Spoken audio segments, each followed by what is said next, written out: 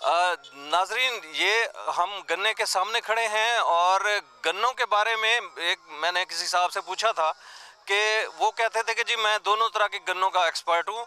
एक तो चलाने वाली गन्ने जो हैं जो चलती हैं गन्स, और दूसरा ये गन्ना। तो मैंने उनसे पूछा कि गन्नों में क्या फ़र्क होता है दोनों में। तो उन्होंने बड़ा सादा सा जवाब दिया। उन्होंने कहा जी एक नू चूपिया जा सकता है, दूसरे नू नहीं।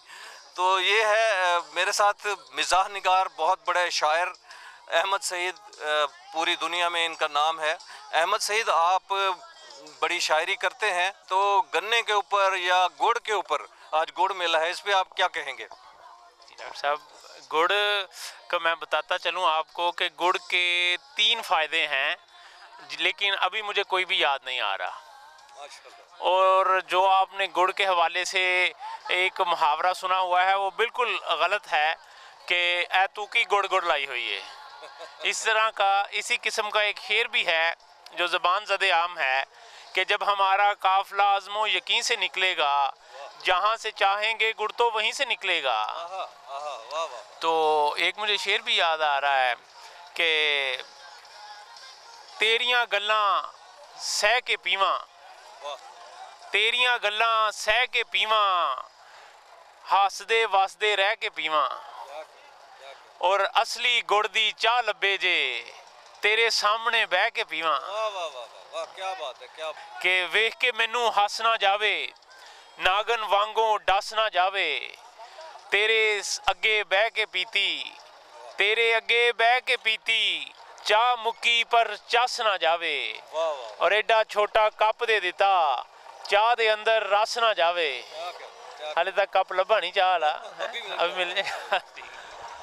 नाजरीन, अभी ये देखें कि बेलना भी स्टार्ट हो गया है, तो हम ज़रा इसको अभी प्रोसेस आपको दिखाते हैं। ये देखें कि गन्ना एक साइड से इसके अंदर डाला जा रहा है और उसमें से ये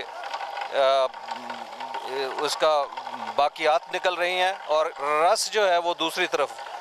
समिन, ये देखें कि ये अभी गन्ना इसमें डाला जा रहा है और ये बेलना ट्रैक्टर के साथ चल रहा है। ये इसमें से देखें गन्ने का रस एक साइड पे निकल रहा है और ये उसकी बाकियात हैं। ये इसको बाद में ईंधन के तौर पे जलाने के काम आता है। डॉक्टर शहजाद बसरा जो इस तरह की एक्टिविटीज़ और ख़ास तौर पे मेले जो मेले सजाए जाते हैं, डॉक्टर साहब ये मेलों के ऊपर अभी हम बात कर रहे हैं कि हमारे यहाँ ये कल्चर बहुत कम हो गया है और आप इनको प्रमोट करते हैं। तारिक तनवीर साहब हैं एग्री टूरिज़म वाले। तो एक तो सबसे पहले ये बताएं कि गन्ने का क्या कसूर होता है कि इतनी बेदर्दी से इसका रस निकाल दिया जाता है? देखिए, जब से मेले ख़त्म आए हैं दिलों में मैल शुरू हो गई है और हम सब मेले हो गए हैं। उस मैल को ख़त्म करने के लिए हमें मेले से जाना पड़ेंगे। कोई कहते हैं दाना खाक मिलता है तो गुलो गुलजार होता है।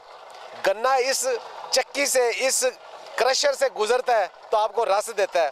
तो इंसान भी जब तक तजर्बात की भट्टी से नहीं गुजरता तब तक वो कुंदन नहीं बनता। डॉक्टर साहब, तो फिर हम कह सकते हैं कि भट्टी जो है ना वो इंसान की शादी है, तो उसमें से गुजर कर फिर वो जाके कहीं कुंदन बनता है। वो जो मार खानी पड़ती है उसका जो गन्ने वाला हशर होता है। वैसे भी कहते हैं कि इत्तेफाक की बात है कि मेरी शादी भी भट्टियों में ही हुई है। हाँ, तो भट्टी में शादी होने तो आपको तो जलने की ज़रूरत ही नहीं है माशाल्लाह। मैं कुंदन बन चुका हूँ। समिन, ये डॉक्टर शहजाद बसरा हमारे साथ हैं। हम मुख्तलिफ प्रोसेस आपको दिखाएंगे और इनसे इसी तरह के दिलचस्प तबसरे भी सुनेंगे।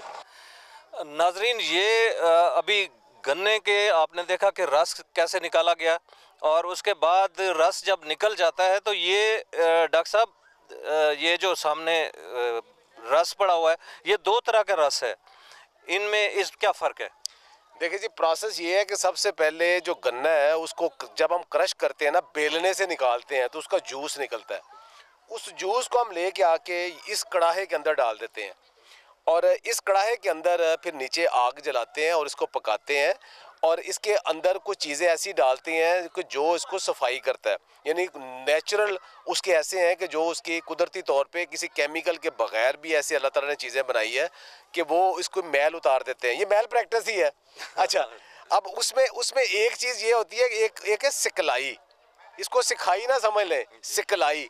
दूसरा गाउज़बान, मोरिंगा के पत्ते, दूध, दही, ये चीज़ें डाली जाती हैं जिससे इसकी मैल सारी बाहर आ जाती है। तो जब मैल बाहर आती है तो इस मैल को निकाल के इसके अंदर डालते हैं। ये जगह देखें, ये पूरी मैल से भरी हुई है।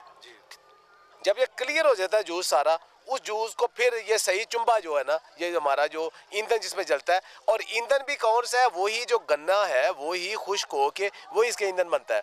इसको तब तक पकाते हैं कि जब ये कंडेंस नहीं हो जाता। एक ख़ास सतह पे जब कंडेंस हो जाता है तो फिर इसको उलट देते हैं उसको लकड़ी के उस चौकट्ठे में, और वहाँ जब थोड़ा सा सेमी सॉलिड होता है तो इसको निकाल के इसकी ना गुड़ की पेस्कियाँ बना लेते हैं।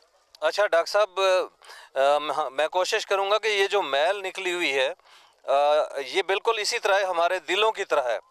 हमारे दिलों में भी इसी तरह मैल भरा हुआ है, तो हम अपने दिलों की मैल कैसे उतार सकते हैं? अब देखिए, हमें साफ एक चीज़ साफ खूबसूरत क्लियर देखने के लिए इस कदर मैल निकालना पड़ता है। तो हमारे अंदरों के अंदर भी इतनी मैल जमा है, तो उस मैल को हम निकालें। वो मैल कैसे निकलेगी? वो मैल निकलेगी जब हम कुदरती माहौल में अच्छी खुराक के साथ देसी माहौल में केमिकल फ्री फूड खाएंगे, तो हमारी मैलें निकलेगी, और बुग्ज कम होगा तो मैल निकलेगी।